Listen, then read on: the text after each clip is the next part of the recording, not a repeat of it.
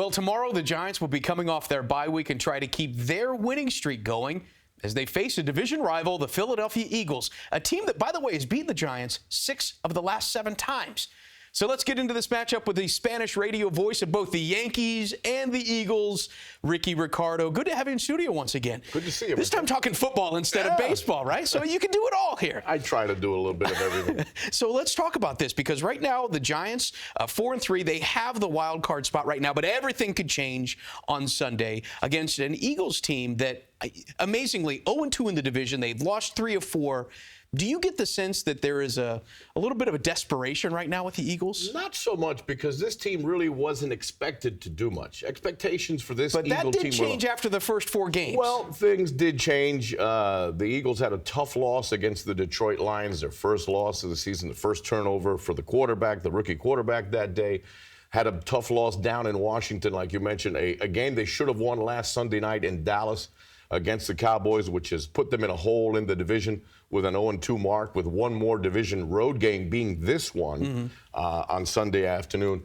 But I don't sense with the players desperation or a must-win situation.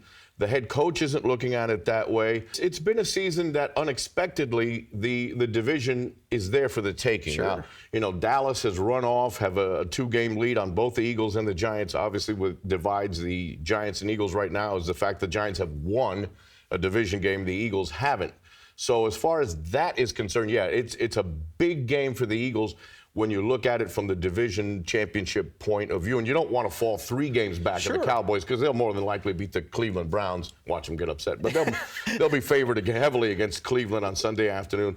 So, yeah, it's a big game for the team. What I mean is that it doesn't feel like in the locker room that these guys are feeling that kind of pressure. If anything, the head coach has made them, you know, get into a mindset where it's week to week. Let's just concentrate on this one game and not putting that back against the wall, must-win kind of pressure on this team.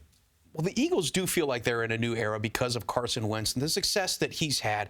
He's had a ton of success at the beginning of the season because he's not making mistakes. Right. And a lot of that is because these defenses were putting a ton of pressure on him, and he was great against the blitz. However, in the past few games, he hasn't seen as much of the blitz.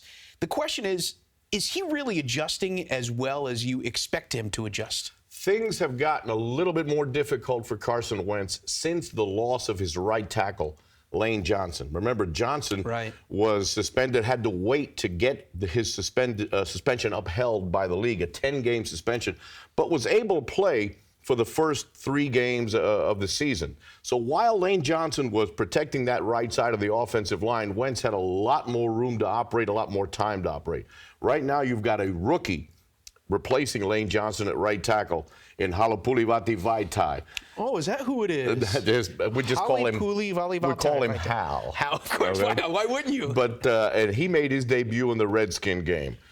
Now you see the difference. They're attacking that side of the line. Wentz has been under pressure, has been under siege much, much more since the Lane Johnson absence. Okay. But with all that, having said that, Wentz has been very poised for a rookie quarterback. He doesn't make too many mistakes.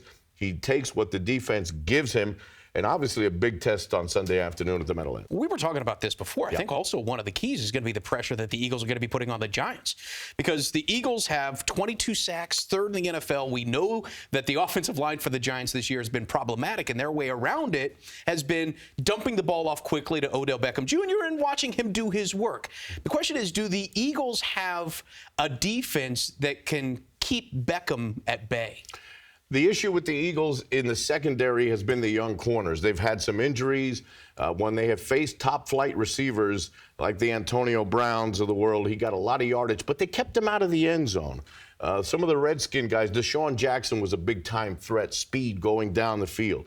The Eagles will put pressure on Eli Manning. Now, Jim Schwartz, in his first year as defensive coordinator with the Philadelphia Eagles, likes to put pressure on the quarterback without having to blitz. Now, in the last couple of weeks, we've seen some new blitz schemes from Schwartz. He put a lot of pressure on Dak Prescott, had him running for his life Sunday night against the Dallas Cowboys. The game plan, obviously, against Eli is the more pressure you put on Manning, either he will throw a pick or throw the ball away. Doesn't like to run much, as you know. Oh, yeah. So we'll see the Eagles try to put pressure on Manning without having to blitz. If that doesn't work, then you will see some openings in the secondary. You give Eli time, he can pick you apart with these speed receivers, the Odell Beckhams and the Victor Cruzes, who have had very good histories against the Eagles.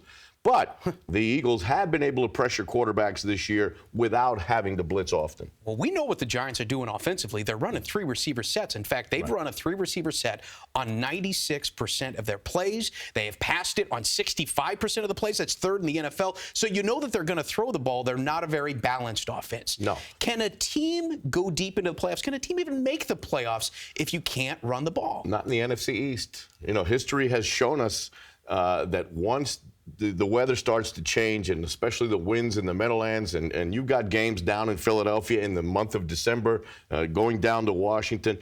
When it gets closer toward the end of the season, you've got to run the ball in the NFC East because the passing attack is going to be much more difficult. So can a team win the division without a top-flight running attack? I don't think so. The Giants right now, while things haven't broken weather-wise yet, we're still in really some sort of Indian summer. It'll be nice on Sunday afternoon. Considering climate change, we might not even see snow until January anyway. So, or it just might pop up like it did a couple of years ago when we had like 2 feet of snow in a game in Philadelphia against the Lions. But right now, the Giants need to take advantage of the fact that the weather is still good, that the passing attack can still work the way it has been for them. But once it gets cold, once that wind starts whipping around MetLife Stadium, they better run the ball.